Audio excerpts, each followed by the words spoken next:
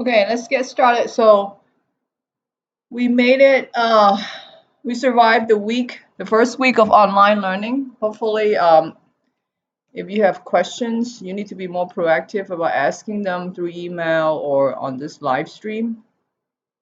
And today we're going to start a new chapter called Meiosis, which is sexual reproduction. We already learned about mitosis, which is asexual reproduction. Now, if you look at this picture right now, you see a little sperm is trying to get into an egg, and you can see the size between the sperm and the egg is pretty big, right? So let's talk about how do you make sperms and eggs, which is different than making regular skin cells or liver cells, which is somatic cells. So today we're going to focus on making gametes, which is sex cells. Okay, so remember in mitosis or cell cycle, the goal of mitosis is to make two genetically identical cells. But in meiosis or meiosis, the goal is to make genetically distinct cells, which is your eggs and your sperms. Okay, so the mitosis and meiosis, they have very different and goal. Now, this already covered a little bit. Somatic cells are all the cells in the body except sex cells. Okay, and all the somatic cells will have two copies of each chromosomes. So all the somatic cells will be 2N diploid. Okay, so those two copies, one come from your mom, the other one come from your dad.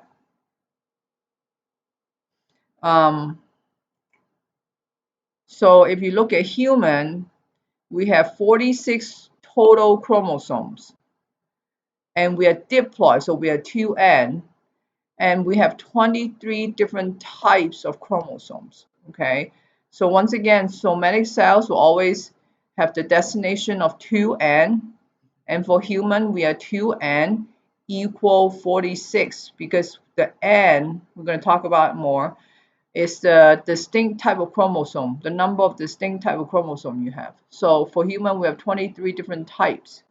So 2 times 23, that's why it's 46.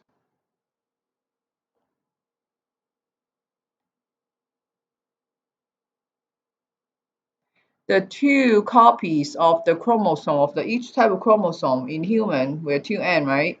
It's called homologous chromosome. We talked about that a little bit before.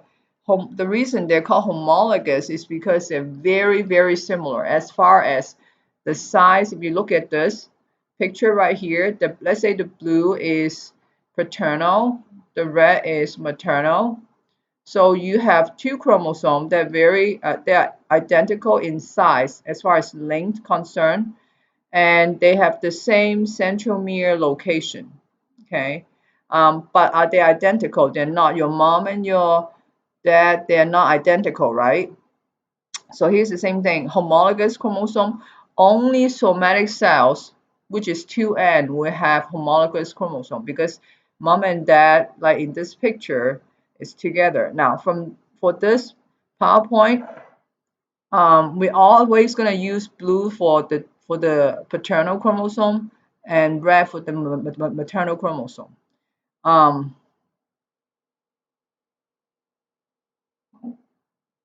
So homologous chromosome, once again, they're identical in size, shape, content, and centromere location. So what do I mean by content? So they will have the second one talking about the content, the same genes in the same order. So the picture on the bottom, you will see that the location for eye color or eye shape gene is right there in the red and in the orange. And this is homologous chromosome, since the DNA is not identical, but the location of the gene is same. So for the paternal, it could be a round eye, and for the maternal, it could be narrow eye. Can you see that? So on on the homologous chromosome, you can have different gene information, but the location or the locus of the gene is the same. And the different version of a gene, like in this example here, is called alleles.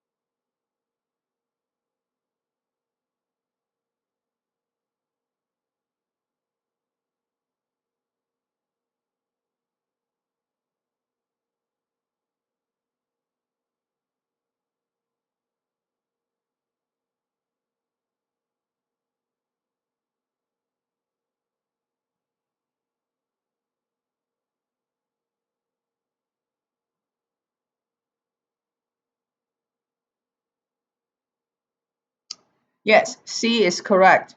So remember, D is incorrect because the DNA sequence will be different, right? So C is the correct answer.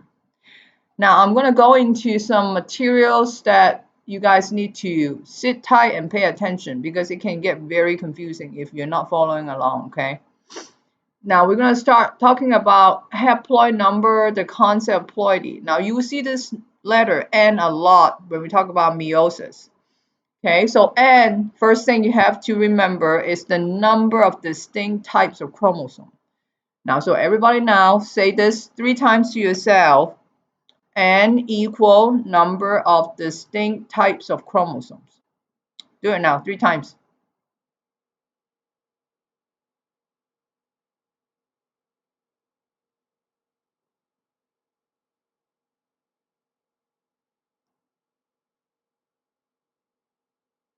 Okay, so if you see there's a number in front of N, for example, on the bottom, I'm telling you there could be 2N, 3N, and stuff like this. The number in front of N, just like in math, is just telling you for each N, how many do you have for each N.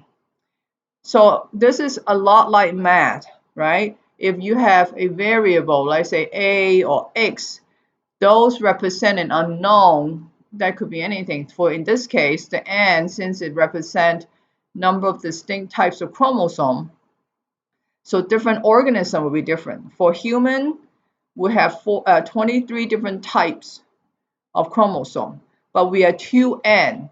That means for each type we have 2 copies. If human were 3N, that means for each type of the chromosome, for each one of the 23, we'll have 3 copies of each one of the 23. So we'll end up with 69 total. Can you see that? So the number in front just telling you how many copies of each type you have. But N means the number of distinct types that you have. Okay?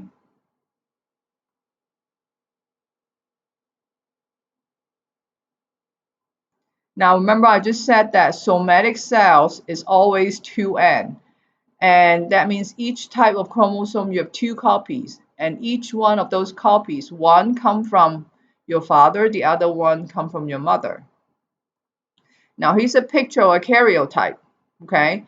If you look carefully, this is a human, right? We have 23 different types. So we go from 1 to 22 here. The last one, 23, is sex chromosome, X and Y. Okay, and the way they arrange it is the biggest and longest chromosome is going to be number 1. And so they arrange it by size. The smallest will be number 22. Can you see that? And the staining pattern that, they're talking about number 1, these two never touch.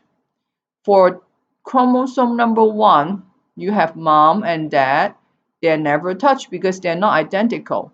Only sister chromatids touch at the centromere because they're identical. Okay, mom and dad is not identical, so they never touch. The length of the chromosome is the same, the staining pattern is the same, the location of the genes are the same, but they are not identical. Okay, just be sure that you see in this picture too. Those are very close together because the scientists arranged them like this to pair them up. But in reality, these two copies can be anywhere in the cell. It's not right next to each other like that. Okay, so like I said, so this picture is showing you a somatic cells because you have two copies of each type. Okay, if I were going to show you a picture of a sex cells or gamete, you will see what you will see instead is you only have one copy of each type. So for chromosome number one, you're either going to have mom or dad. You won't have both in the same picture. Okay, so for haploid cells, sex cells, you only have one copy of each type of chromosome. So that's why you only have 23 chromosomes in sex cells and you have 46 in somatic cells.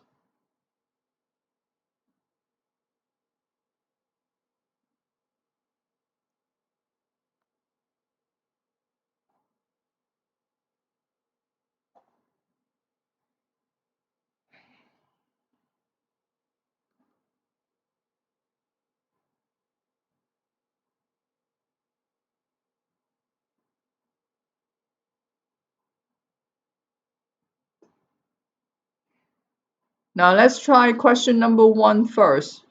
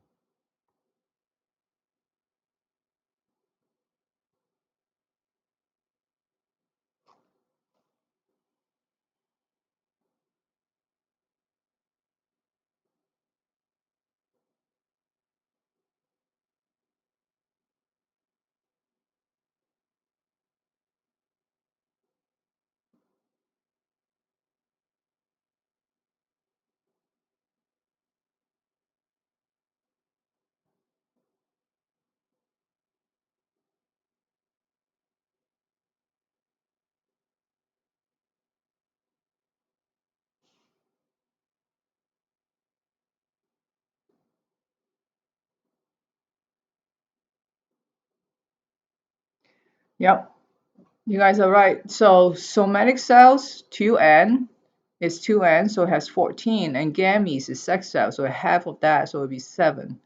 So let's try number 2.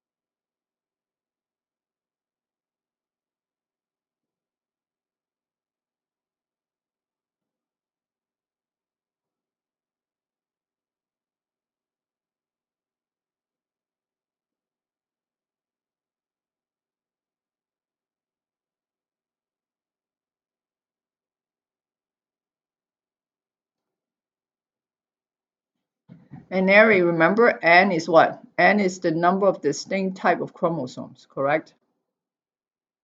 So if you have a diploid means what? What kind of number do you have in front of the N?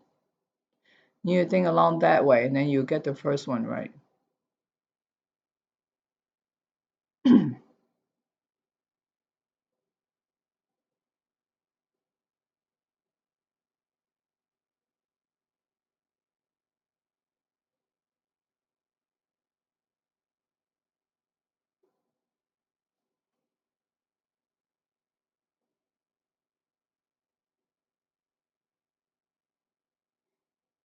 Okay, so the first one is 28. Most of you get it right. Remember, it's diploid means two N, so you just put the 2 in front of the N. Yeah, so it's 28. So the first one say N equal 14 is showing you what the sex cells will look like, because sex cells is always one homolog. Now the second question is more tricky.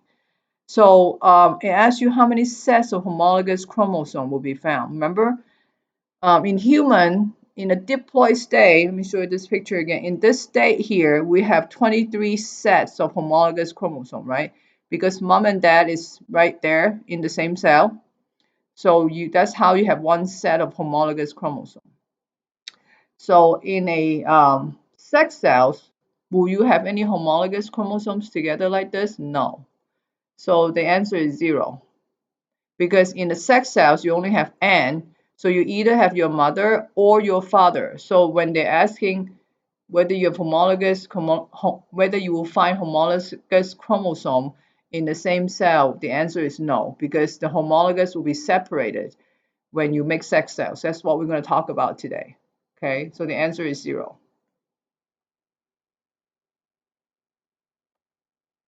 Yeah, let's try this question again.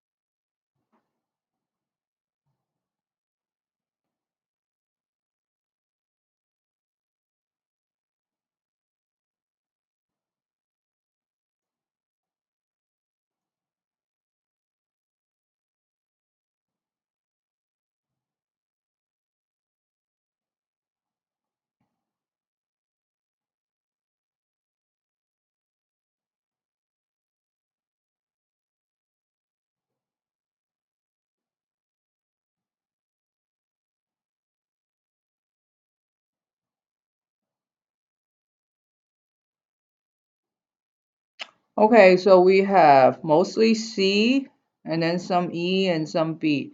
Now, when it says 2N equals 16, it tells you this organism is a diploid, right? 2N means diploid. And if you look at this equation here, if you want to figure out what N is, you just divide 16 by 2. So N will equal 8, correct? So that meant what you already know what N means. N is the distinct type of chromosome. That means this organism has 8 different types of chromosome, and each type of chromosome you have 2 copies, right? So that's why C is correct. Each cell has 8 homologous pairs.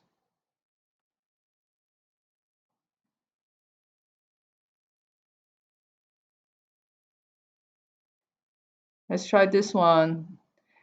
Now, remember triploid means what? We talk about diploid means 2N. Triploid means what? It already tells you. It means 3Ns, right? It contains 3 copies of each type.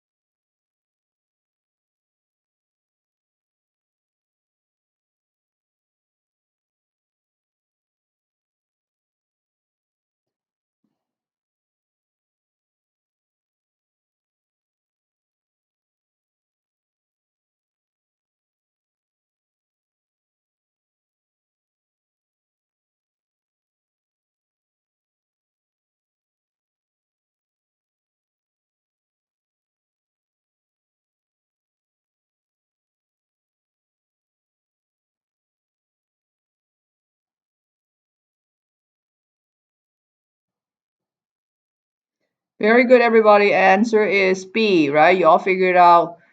The clue is it tells you for diploid it has 42. So if you divide 42 by 2, you get 21. So this species has 21 distinct type because its n is equal to 21. And you have 3 copies of each type, then you end up with 63. Very good. Now, meiosis and mitosis are very similar in certain areas, but there are some areas that are very different. You can imagine that because mitosis is making genetically identical cells, yet meiosis is making genetically distinct or different cells. Okay, and as we're talking about meiosis, we're talking about how do you make sperm or eggs, right? So remember, sperm and eggs eventually combine to make a baby. So the goal of meiosis, number one, is to make genetically different cells. Number two is to cut the chromosome number in half. So the sperm will carry half of the genetic information and the egg will carry half. So when they combine, they will have a normal number of chromosomes in the baby, correct? So to reduce the chromosome numbers from diploid to haploid, okay? Um, so here's how to make sperm. It's called spermatogenesis. Now, when you go through meiosis, you're making sperm and egg, but you always start with a diploid cell, something called germ cell, okay? So the diploid cell is 2N, and it has 46 total chromosome, right? 2 copies of each type of the 23. Now, so then in first round of meiosis, we're going to talk in detail later, you're going to separate the homologous chromosome. Now you go from diploid 2N to N. You see that? And then that further divide, go through meiosis 2, then you get 4 sperms, and they're all haploid, okay? So after meiosis 1, you go from diploid to haploid already.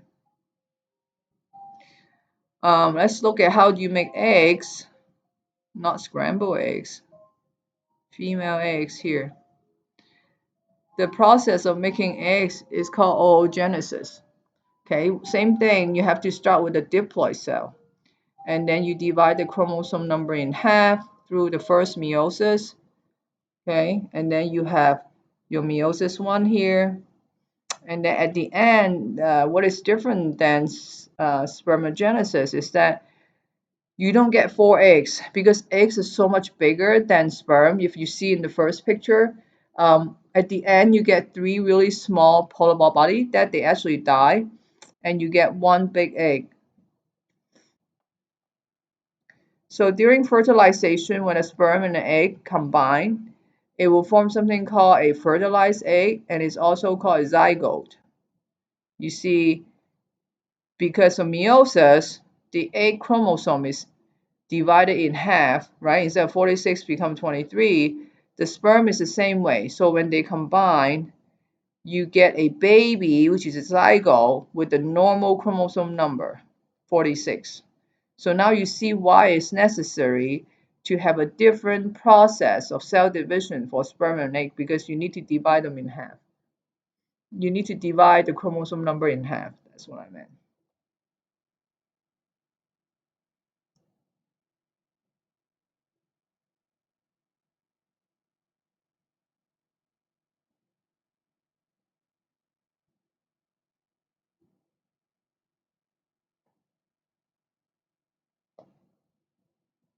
So what's the question from Soft Chalk, Brianna?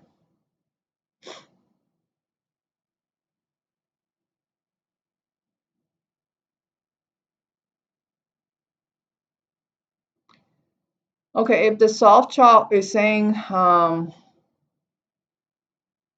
then the soft chalk is wrong. You're right. So if the sperm has 18 chromosomes, that means n equal 18, and haploid number is 18. And so for dogs, somatic cells like skins and liver cell will be 2n. So for those cells, they'll have 36 2n.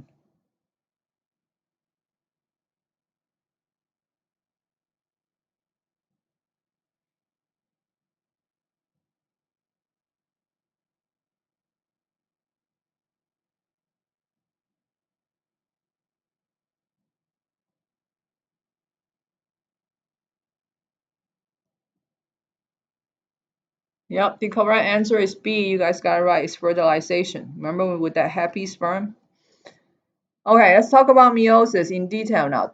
So meiosis has two different nuclear division, one and two. Meiosis one and two. And meiosis one is the most is the one that is really different than mitosis. Meiosis two, on the other hand, is exactly the same as mitosis. Okay, so let's go through meiosis one.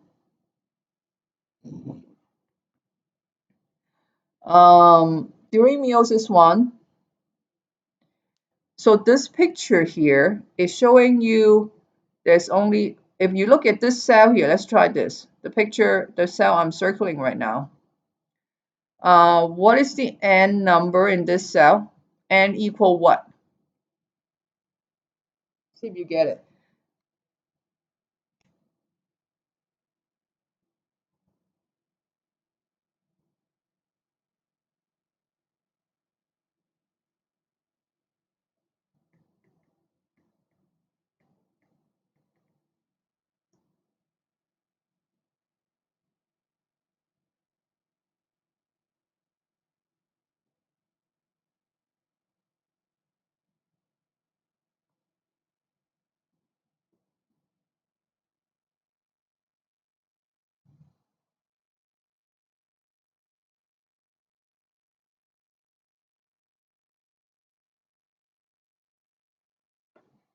This is a very good practice.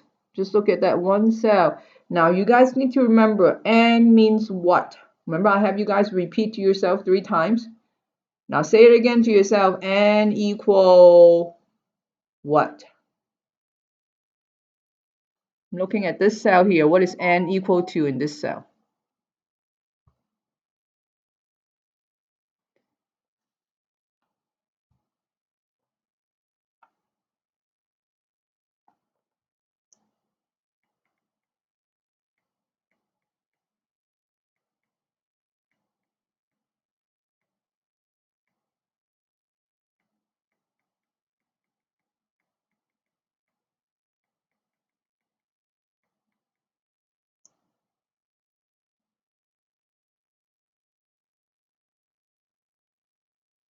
Uh,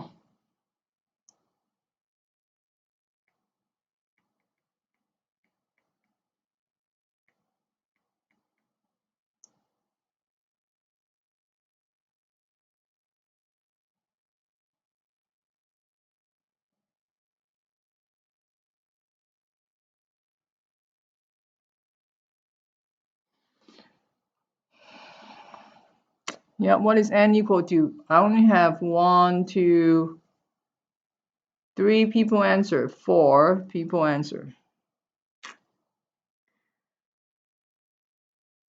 Come on, more people. I need to know whether you got. I mean, you guys think that you're understanding it right now, but actually, we need to keep checking. Make sure that you are understanding it, because as we get farther along, you get more confused.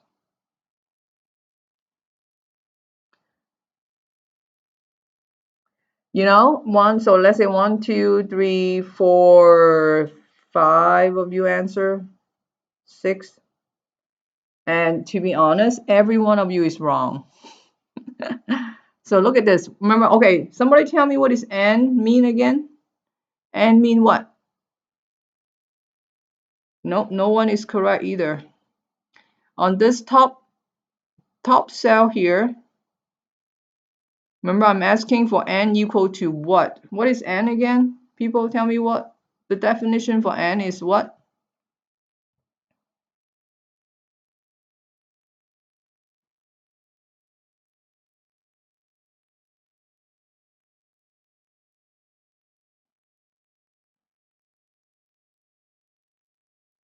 Good, n.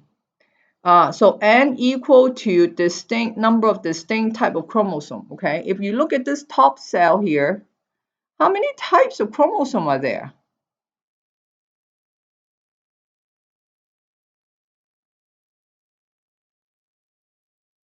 Yes, it's only one type.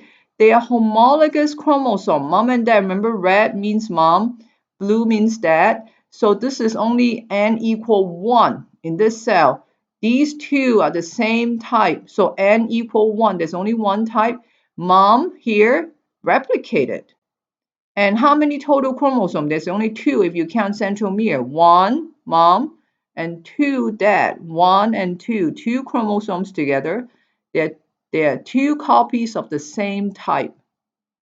Okay, so the top cell here, since mom and dad is together in the same cell, you have homologous chromosome together. So this is why this cell right here is a diploid cell,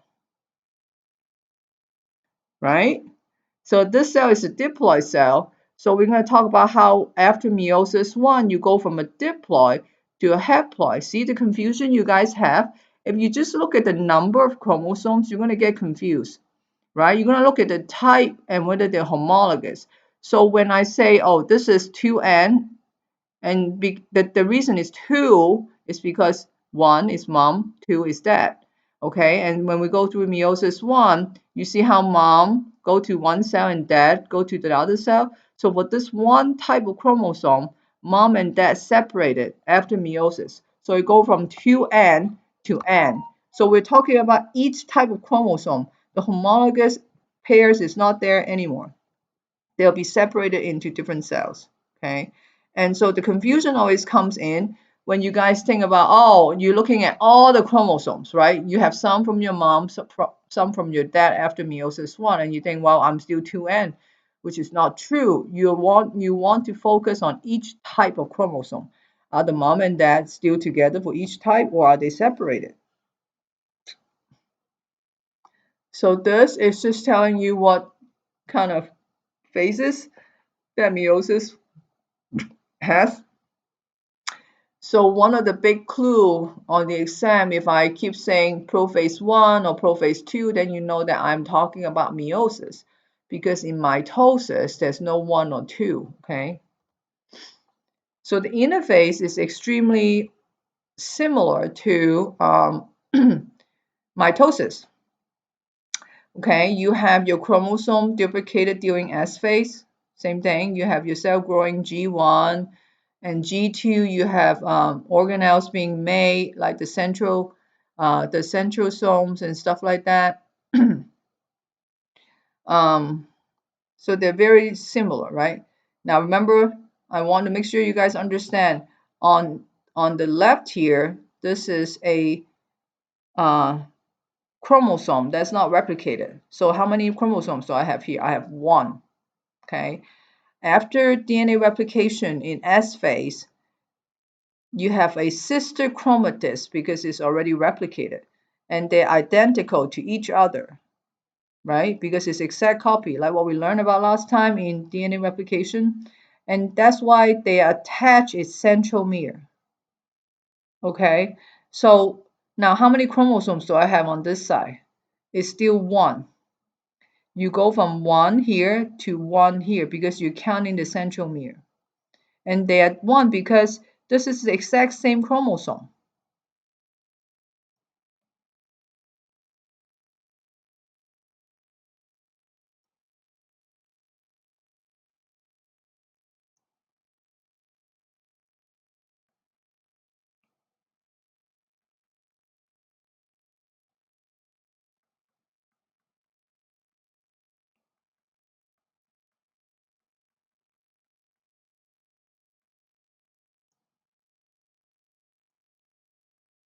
Wi-Fi is not working.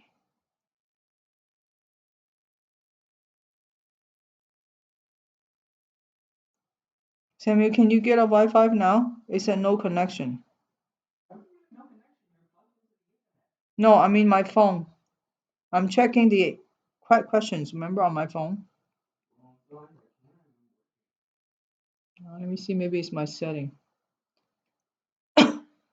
What am I setting to? Sandy.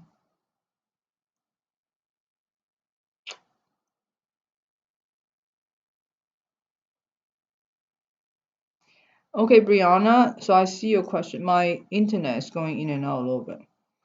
I don't know whether, I hope you can hear me. So remember we talked about homologous chromosome. How do you tell whether they're homologous? It's because, well, they're not joining at centromere is not one of them, because homologous chromosome never join, okay, at the centromere. Sister chromatids do join in the centromere. So how do you tell they're same type? The size, the length, and the centromere location. You know where the little dot it is usually on the chromosome. So that's where you can tell.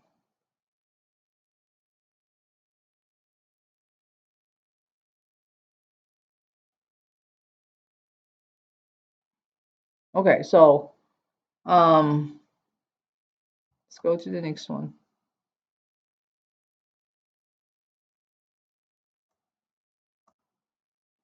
Now, the interface for meiosis is exactly the same as mitosis, right? But prophase 1 is where the differences come in.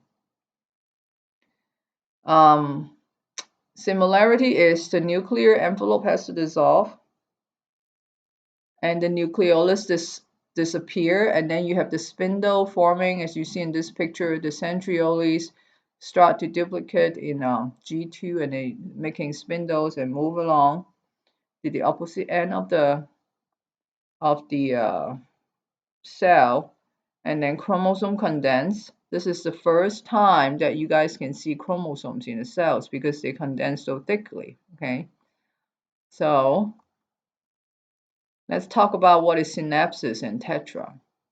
So during meiosis, prophase 1, the homologous chromosome, mom and dad of the same type, somehow are able to find each other within the cell. Okay, and they will be on top of each other like this. You see this? And that's what we call synapses. And there are little tiny protein between them called synaptonemo complex that will glue them together like this. So they are kind of stuck like this. And there's a reason why synapses has to happen. I'm going to talk about it in a minute. So remember during prophase 1, paternal and maternal chromosome from the same type of chromosome will find each other and they form synapses. And so if you count here, it used to be like these, the blue, the two blue, they replicated, right, after S phase. So they're attached at the centromere, okay? Only identical chromosomes attach with each other. Mom and dad never attach at centromere. So when they form synaptonemo complex, the replicated chromosomes come together. So you have something called tetra. 4, right? Tetra means 4. So you have 4 sister chromatids now from 2 different chromosomes.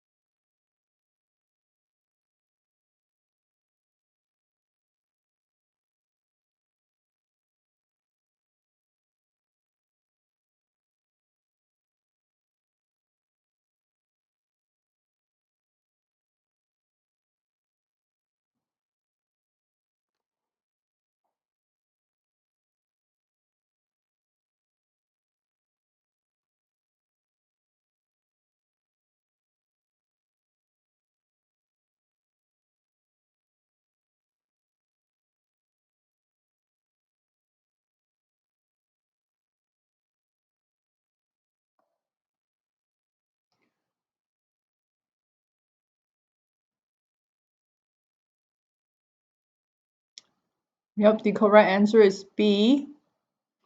So let's look at why do homologous chromosomes want to form tetra.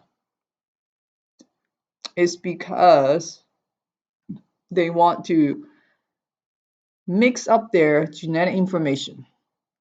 So the mixing of genetic information is called crossing over. So when they have tetra, they can exchange genetic information like this picture here. So this is what we call genetic recombination. You're recombining genetic information between your parents.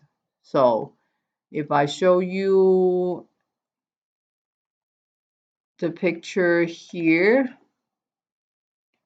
if you look at it like this, what is going on? I want this place to look like this.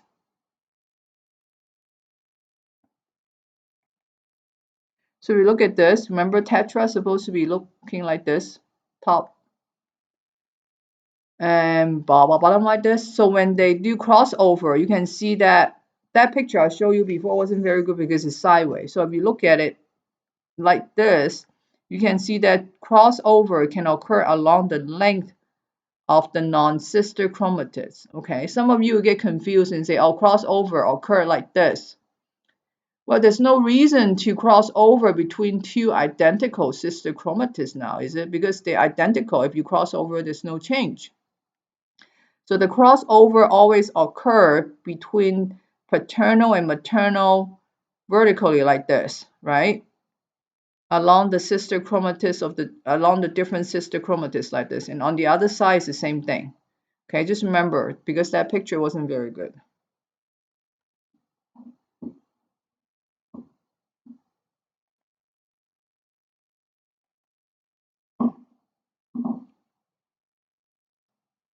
Now, after crossing over occur at the chiasmata, those homologous chromosomes still stuck together because of the synaptonemal complex. And you have to remember that because of the synaptonemal complex, they will remember after prophase, you have metaphase, right? So when the spindle fibers attaching to those homologous chromosomes, they'll be moved together as tetra. So let me show you that picture again, just to be sure. So here's this picture again. Now this is what synapses look like, what tetra look like, right? And they're glued together by these synaptonemal complex. So after crossing over occur between the paternal and maternal chromosome, you can imagine now the spindle fibers come and attach to this chromosome on top, and the other spindle fibers can come and attach on the bottom chromosome. Okay, and because they're stuck together as tetra during, now this is prophase one, right? During metaphase one, the tetra will be moved together to the middle of the cell. Not just paternal or maternal. Paternal, maternal stuck together will move as a tetra to the middle of the cell during metaphase. Okay, so this is what you're seeing now. Once again, this is side by side, this picture here, but it's supposed to be top and bottom. Okay, so this is what this slide is trying to tell you, that because they're held together by the synaptonemal complex, they travel together to the middle of the cells. So it's tetra that are aligned in the middle of the cell. Okay. However, in mitosis, you don't see this kind of tetra forming, right? So you don't have a double file like this. You only have a single file in the middle of the cell.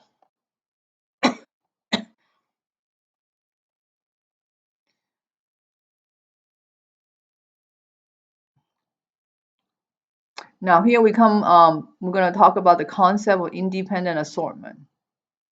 Okay, so what this is trying to tell you, you need to watch the video. This concept can be kind of confusing for some people.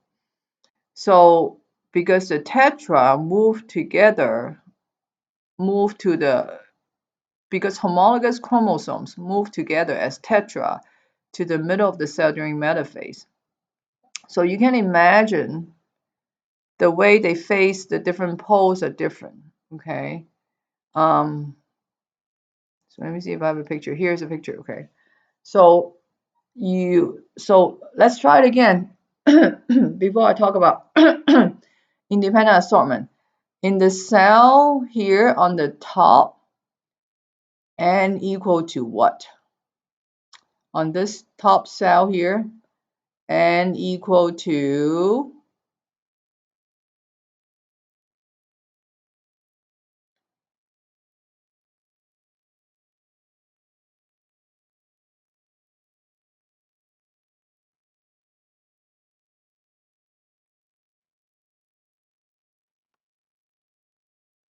on this top cell here, n equal to what? See if you guys get it this time.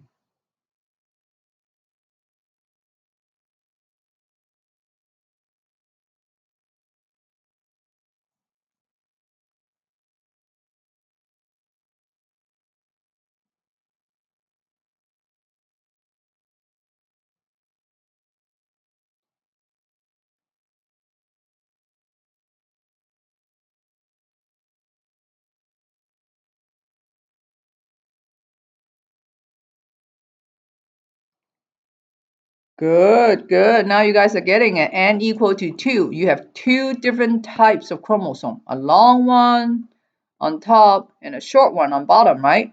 Now, let's try this question then. So you just told me that this cell here, N equal to 2, is this cell 2N? Oh, well, let's do it. Is this cell diploid or haploid?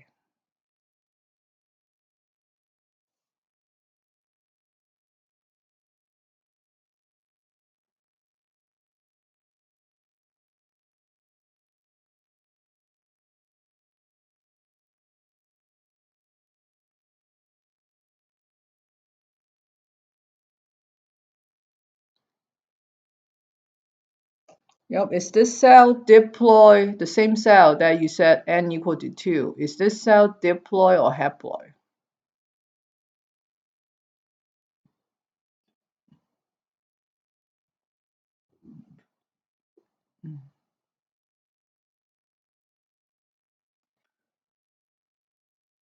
Hmm.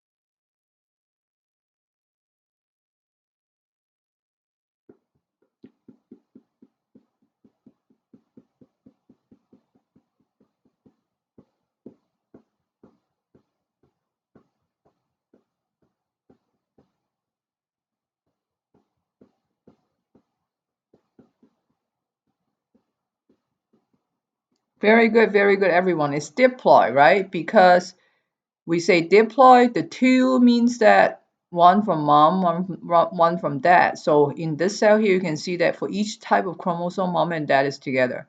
So that's why it's diploid. On the other hand, this cell is a haploid because you see for the same type of chromosome, the long one here, mom and dad is in different cell. Short one here, mom and dad is in different cell. So this cell here is a haploid, which is N. This cell here is a diploid, which is 2N. Can you see that? So remember, we are looking at each type of chromosome. Are the homologous still together or not, right? Now, so independent assortment is talking about when you have tetra moving to the middle of the cell here, how mom and dad face the different poles, they are random. So let's look at the long one first. The long one here in this scenario, you can see the father facing the left, the mother facing the right pole, right? But it could be reversed. Well, this on top here is the same. By saying that this one, the long one, long chromosome, independently assort from the short one. So let's say the top one align itself like this. But I was trying to tell you that it could be the other way around. Mom can be facing the left, dad could be facing the right, and this is random how it faces different poles. And what they're trying to say in independent assortment is the way that this first chromosome facing different poles is independent from the second or the other chromosomes here. Okay, so the example here is saying that this chromosome here, the short one, the father can face the left in this scenario and mother face the right pole, but it could be flipped also. The mother facing the left, father facing the right. If you have different orientation of different sets of chromosomes, when you pull the homologous apart, you can see the scenario. We have the same number of chromosomes here, but because they orient differently to the poles, you will have different combination in gametes. Can you see that? In this set here, all the father chromosome was sorted into the same cell. All the mother's chromosome was sorted in the same cell, and here is a half and half. So that's what independent assortment means, right? So the way that how this one separate into different cells is completely independent from this one. So you can imagine in human, we have 23 sets lining up like this, right? All the way down. And so how number one chromosome behave has nothing to do with how number two or number three or number 23 behave, because the way they face the different poles are random.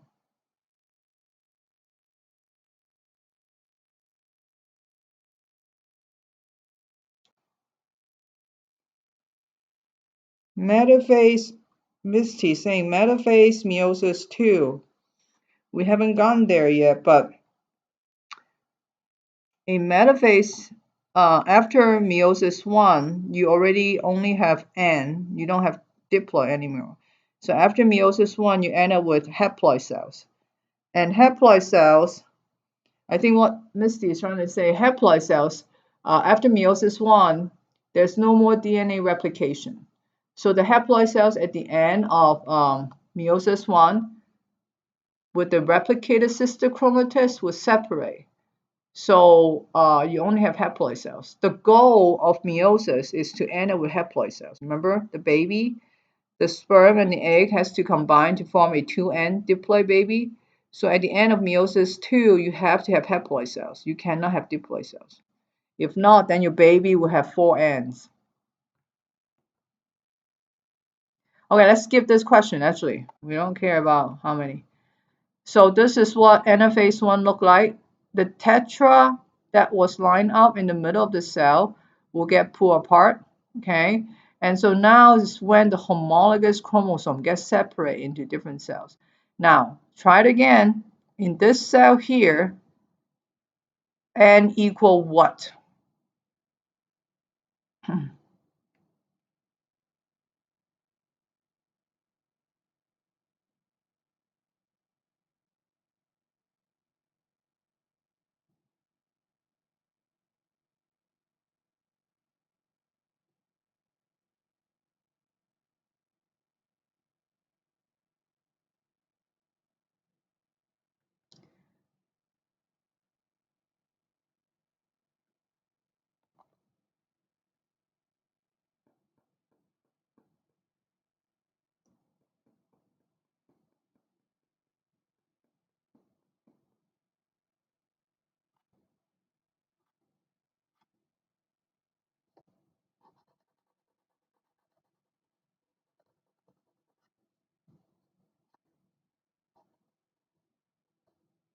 Okay, remember, I will go back to Miss D's question on possibility 2. But let's look at this cell here. N equal what in this cell?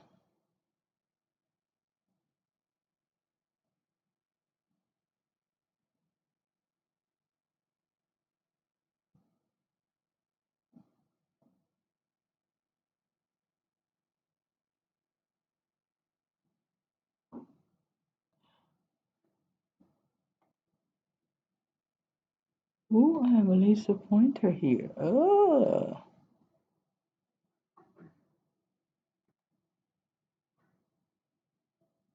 where can I draw? I can draw on my PowerPoint. Ooh, I just discovered something cool. Okay, let's do this.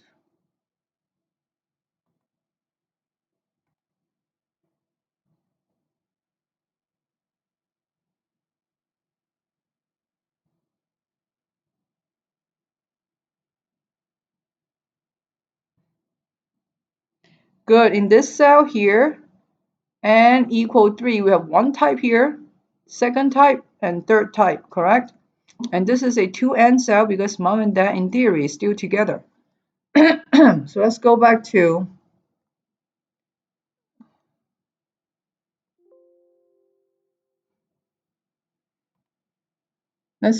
possibility 2, what Misty is asking about.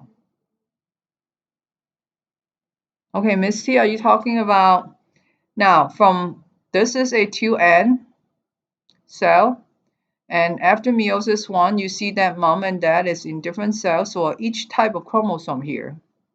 For type 1 or type 2, homologous are not together. Now, don't get confused about these sister chromatids. They attach at centromere, right? They are not homologous. They're identical. Same thing here. You go from a 2N, and then you only have for number 1, either the blue or the red. You don't have both blue and red in the same cell. So then this go from 2N to N. Now, after this is meiosis 1. After meiosis 1, this is meiosis 2. So meiosis 2, the sister chromatids separate, right? So for the big number 1 chromosome here, you still only have either mom or dad. Can you see that? So this cell only have dad, mom, mom. You don't have the long one red and blue together in the same cell. So this here is also N. Same with this one. If you look at the long chromosome, right, you either get father, blue, or mother, red in one cell. You don't get blue and red in the same cell. So are we good?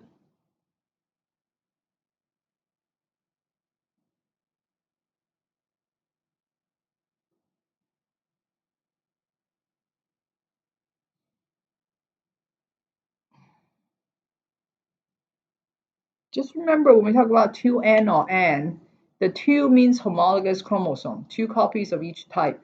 So you look at this N here, you look at this 2N cells, you have 2 copies of the same type, right? And then you get 1 copy here, 1 copy here, and the same thing here, 1 copy there, 1 copy there.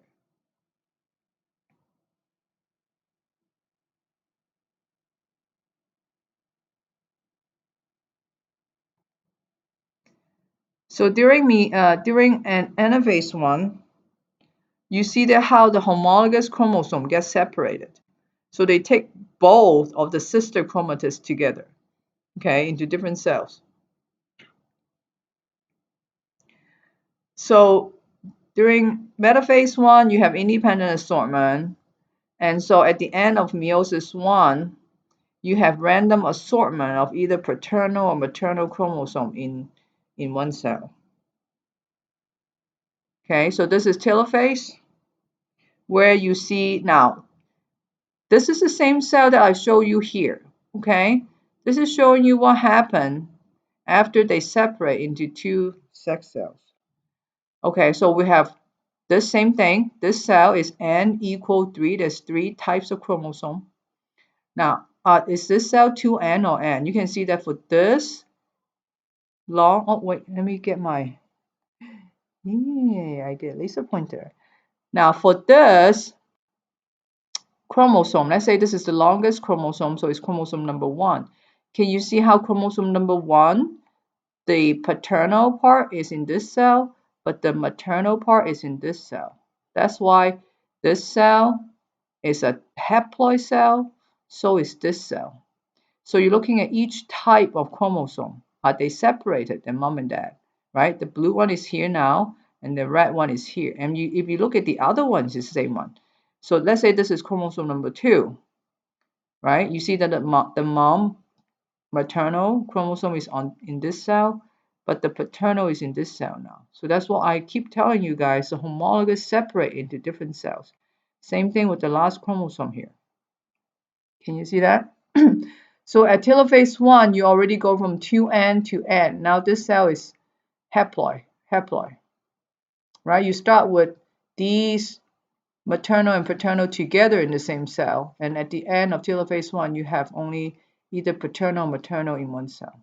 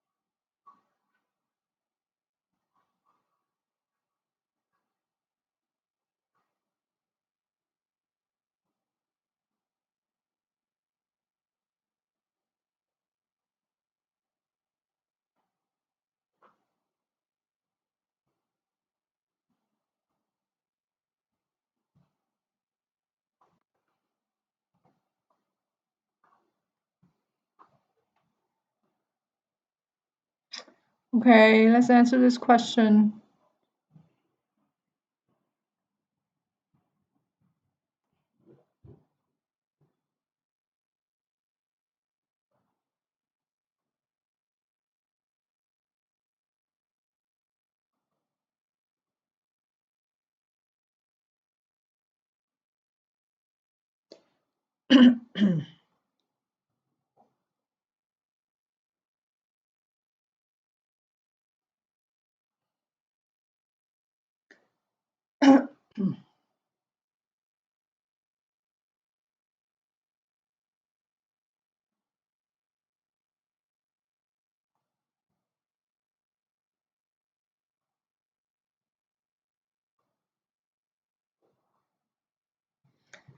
Okay, the answer is D. If you look at this picture, see, you already got the haploid part correct, but they still have the sister chromatids together, right? Only the homologous get separated into this one and here and this one here, but they still have the sister chromatids. So the answer is D.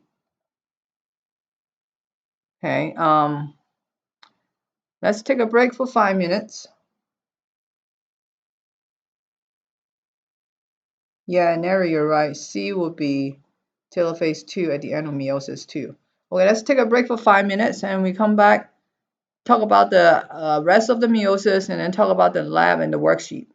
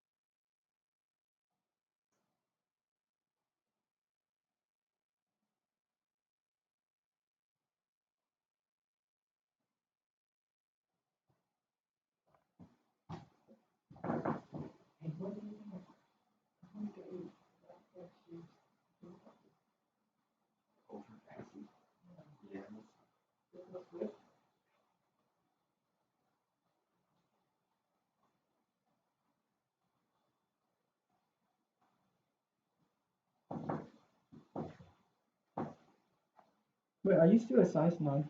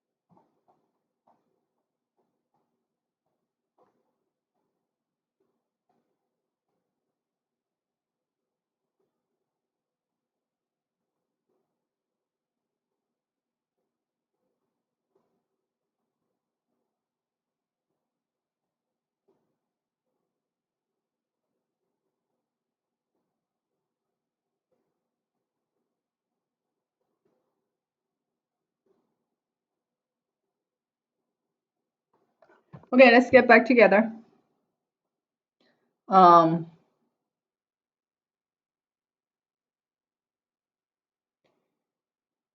so at the end of meiosis one, this is a summary picture, right? What you start with, let me get the laser pointer on again. What you start with is a 2N diploid cell where homologous chromosomes are together, right? At the end of meiosis one, mom and dad for each type of chromosome will be separated into individual cells, into the daughter cells. So you go from 2N to N. So at the end of meiosis one, you have haploid cells again. Okay. Now, let's try this question.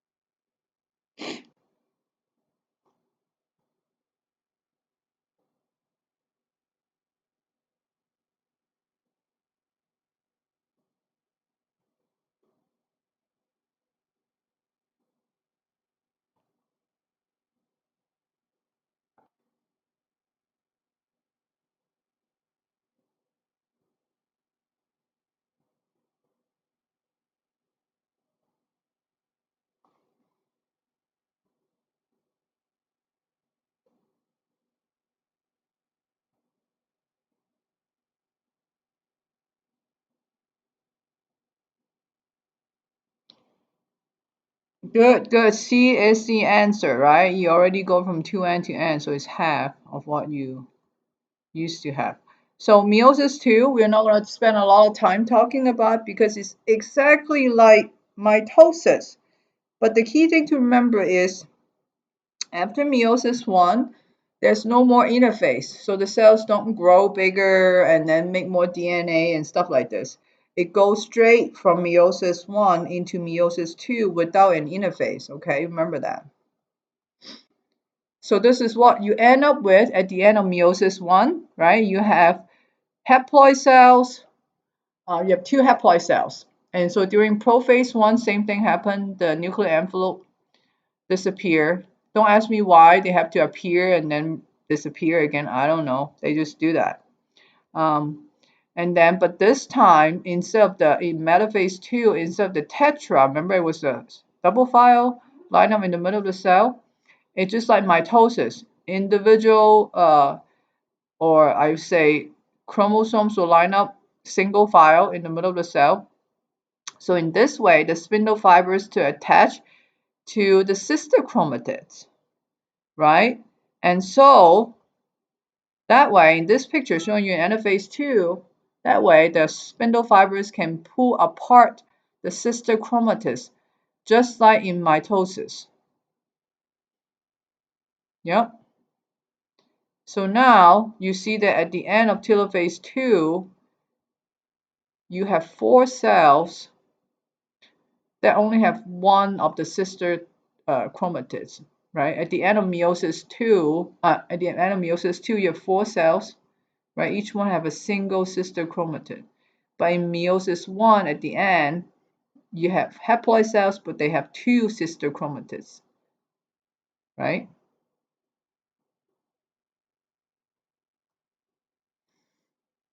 So the genetic variation um, comes from number one, crossing over between the tetra, right? So you're exchanging maternal and paternal genetic information. Number two is the independent assortment of the distinct type of chromosomes. They randomly assort into different cells. So for each of the gametes, you will have um, some paternal chromosome and some maternal chromosomes. So a mixture of each. So that's what the genetic variation comes from. Those two things that we talk about. So crossover in prophase 1, independent assortment in metaphase 1.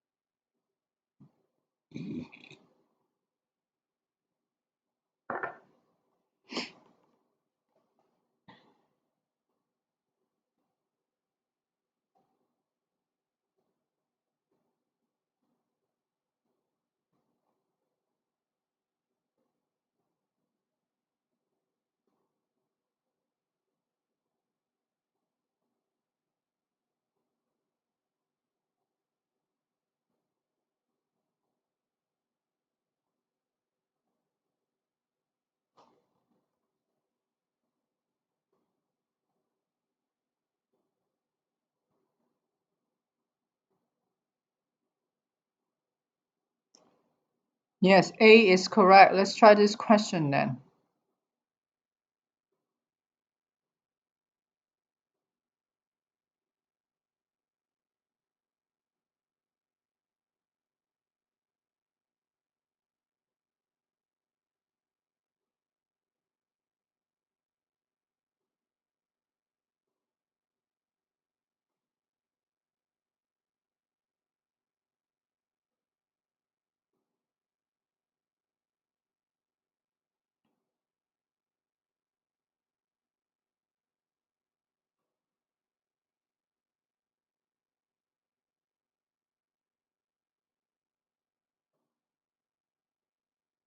Ooh.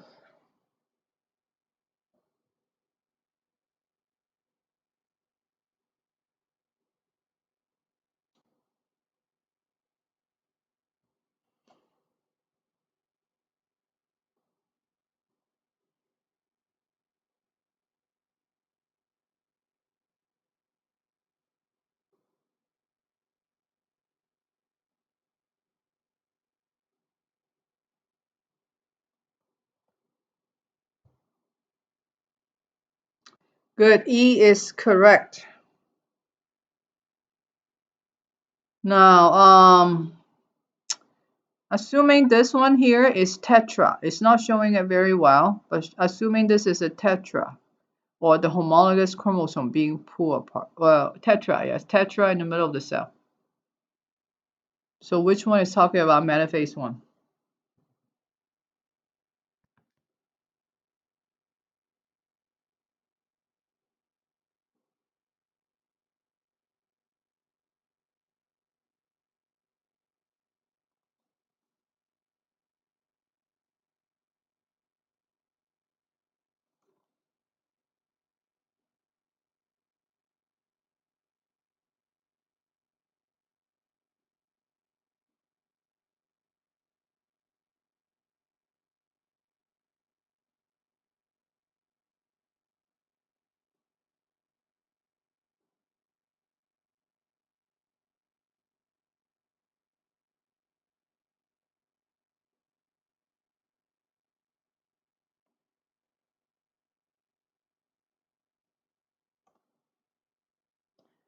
Good. B is correct. B is metaphase 1. Okay, now I want to talk about the lab, lab 11, the meiosis lab. So I'm gonna talk about half of the lab today, and then we're gonna talk about the other half on Monday, next Monday. Okay.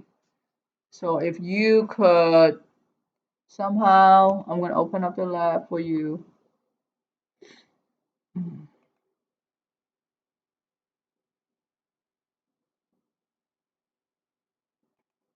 Well, but let's talk about this first. Talk about lab 10. Okay. So you should be able to. We're going to talk about the gel electrophoresis part on Monday also, but you should be able to answer questions on the data sheet here. I think you have everything.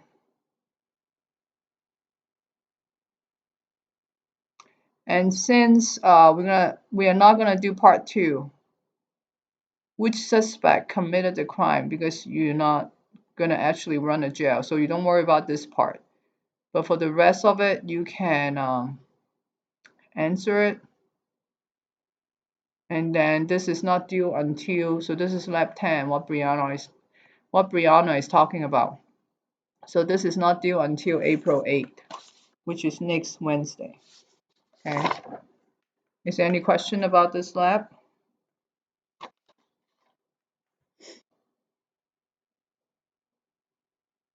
So you should be able to use my PCR PowerPoint to answer all the questions that are shown here. And the video, the virtual PCR, all the resources you need is right there in D2L. Okay, let's talk about today's lab, which is lab 11. This lab is activity lab, very similar to the mitosis lab. So today you're just going to do part 1, right?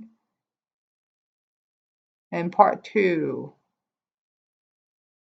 Part 3, we're going to save it for Monday when we talk about mistakes in meiosis.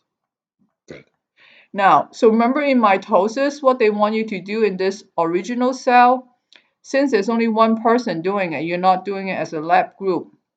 So what you need to draw is you use blue and red. You're going to draw one type of chromosome, but it's homologous. So they will have the same length, right? The same centromere location. You just draw a red chromosome and a blue chromosome. They're looking at G1, remember. So that's before any DNA replication. So this one will be exactly, so this cell here will be exactly like this picture here. Let me see, I'll show you.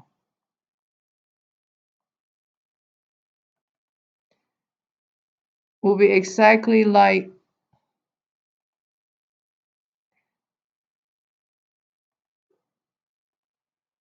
this picture here. You have a blue and a red that have the same length and then same centromere location. That's all you have to draw for that one.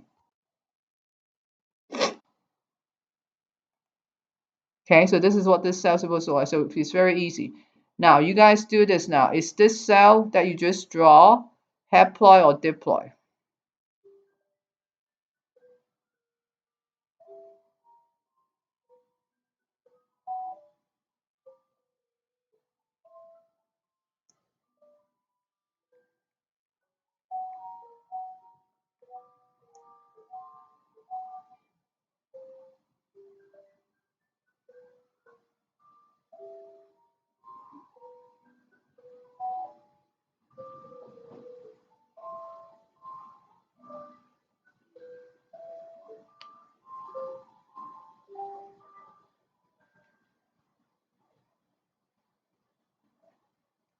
Is this cell diploid or haploid?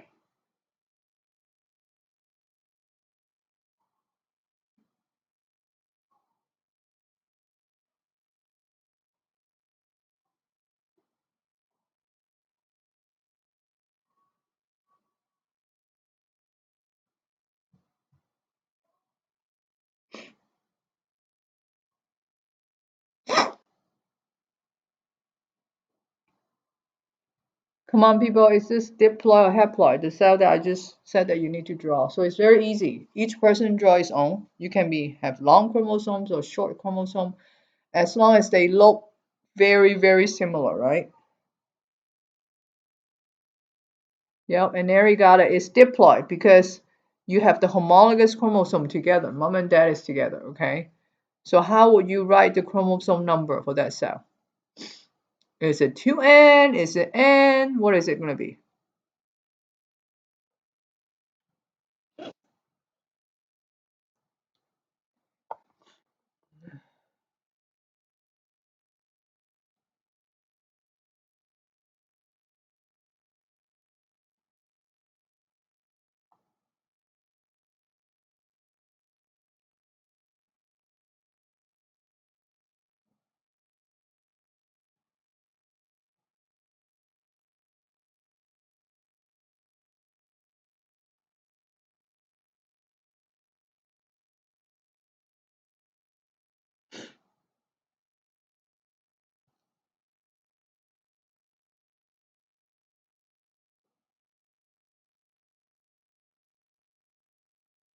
It is 2N, okay? But Neri, think about it.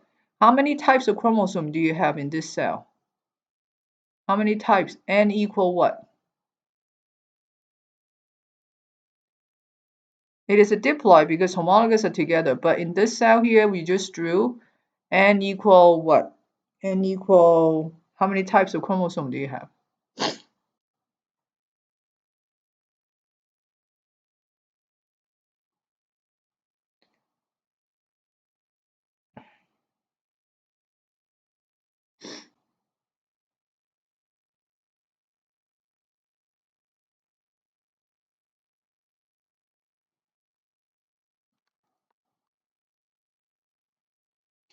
No, N equal 1. You only have one type, but you have two copies of that one type, right? So here you guys should have 2N, which is correct, equal what? Since N is 1, so 2 times 1 is 2N equal 2.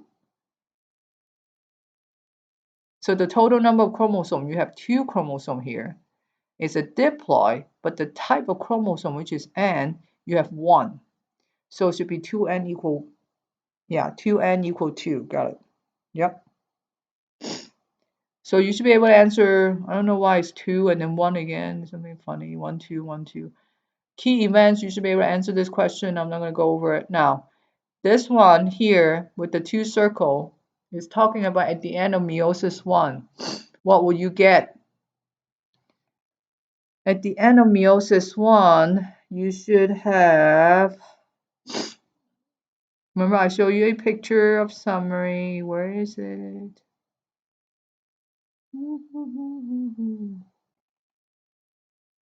This is the picture here. At the end of meiosis 1, you should get replicated chromosomes on mom and dad, but they're separated. So your blue and your red should be in different cells.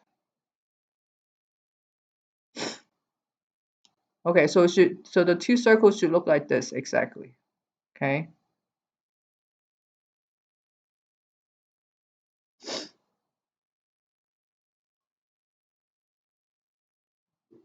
So you draw that. Also, they want you to show crossing over. So if let's say your red is in this circle, some of your red will be blue. And if your blue is in this circle, some of your blue will be red, right? And then you should be able to do this, count how many chromosomes in each cell.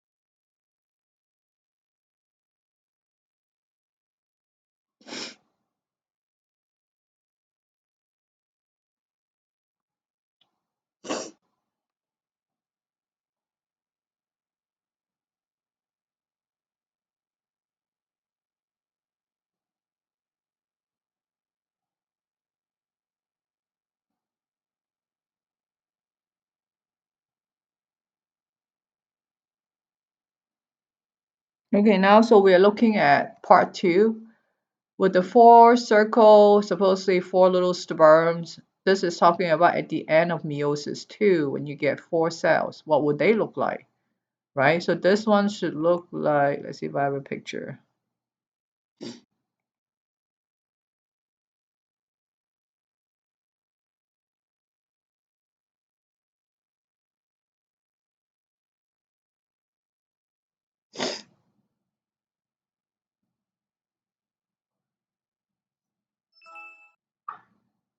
I don't have a picture.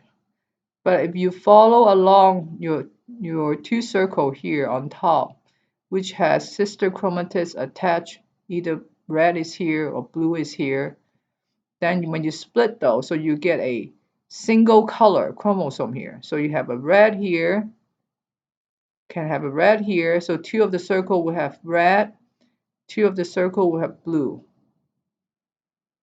right? So you can see that your red, your paternal and maternal are all in different cells. And you make sure that you follow through this. If your first 2 circle here has crossing over at certain location, then you want to follow through here because those crossover is gonna end up in the in the cell again.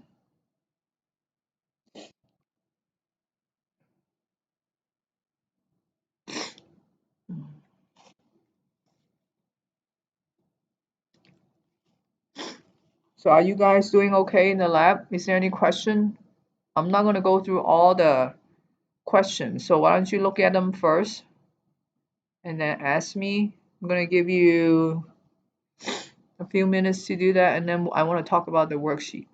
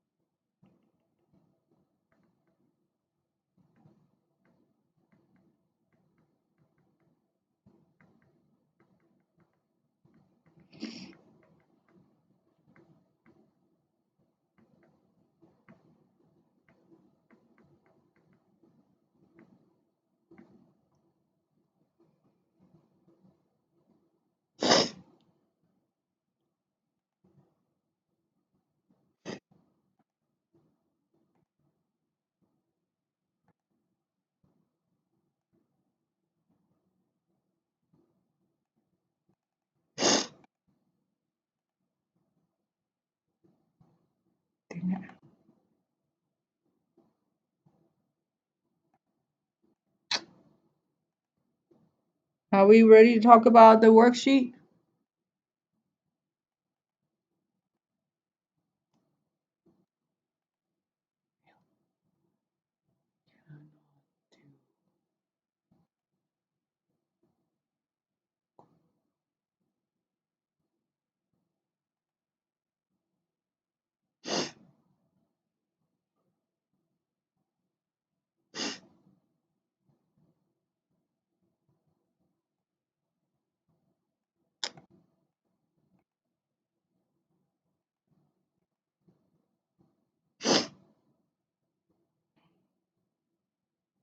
Okay, so let's talk about the worksheet a little bit. So this is today's worksheet,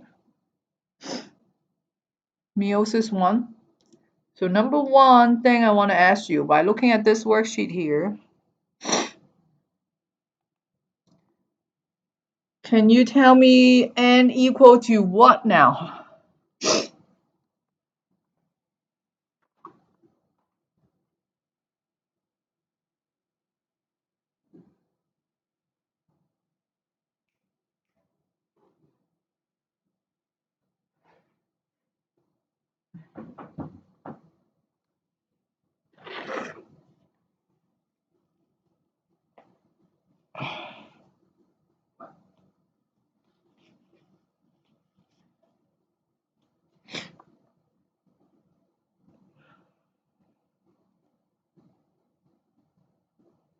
So if the worksheet won't download, I'm gonna put a copy of a PDF file, see if it works. Good. So the n is equal to 2 because you have, this is one type, right? You see that the size is similar and the centromere location is the same. And then here is the second type. So you have two types of chromosome. Now, is this cell diploid or haploid?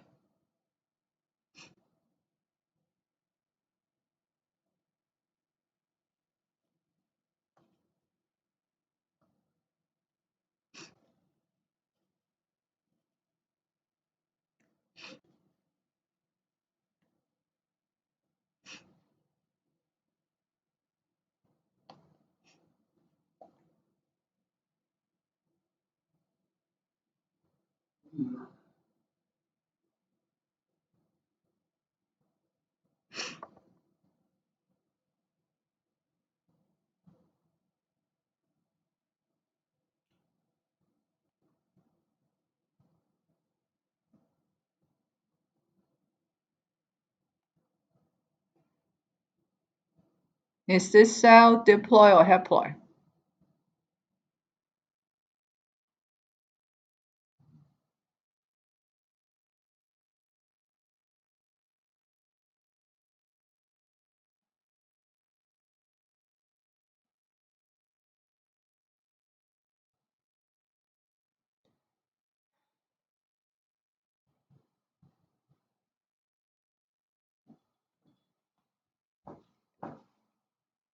Is this cell diploid or haploid?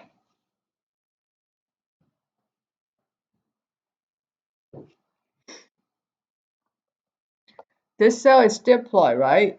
Assuming the darker one can be paternal, the lighter one could be maternal.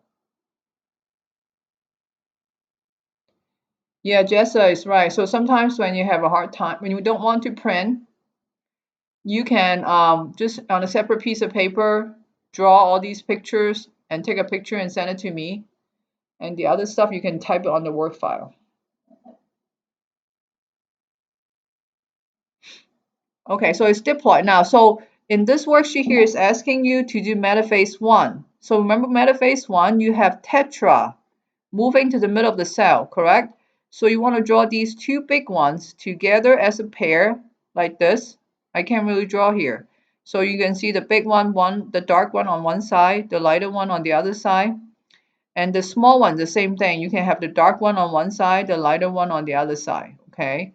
And then you draw spindle fibers attaching to individual homologous chromosome like this. So you have your uh, centrioles here, and you draw your spindles attaching to one of the homologous chromosome and the other centrioles here attaching to the other one. So you have double files of the chromosome in the middle. You have the spindles draw from the poles of the cell like this. Okay. So now, if you draw this, you can imagine at the end of meiosis one, you have a long one here, chromosome number one, and then a small one here.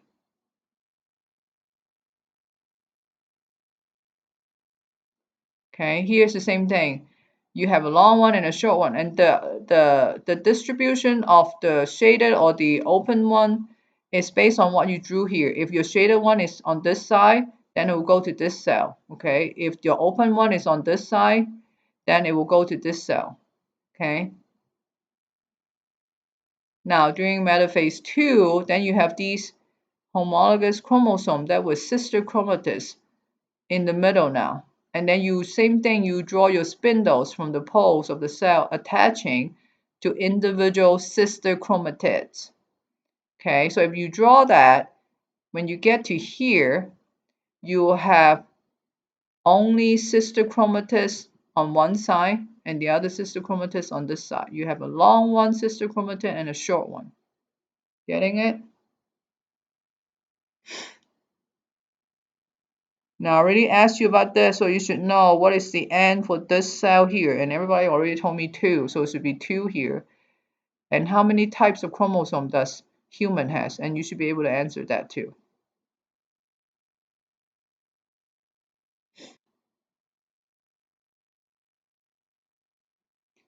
And then the rest you can, I'm going to try to fix this picture. You can't really draw on Word anyway. So for this worksheet, you will have to either draw on a separate piece of paper for this particular question. And I'm going to try to paste this picture as a different format on the Word file, see if it will show up. Okay, but if you can't print it, just draw on a separate piece of paper.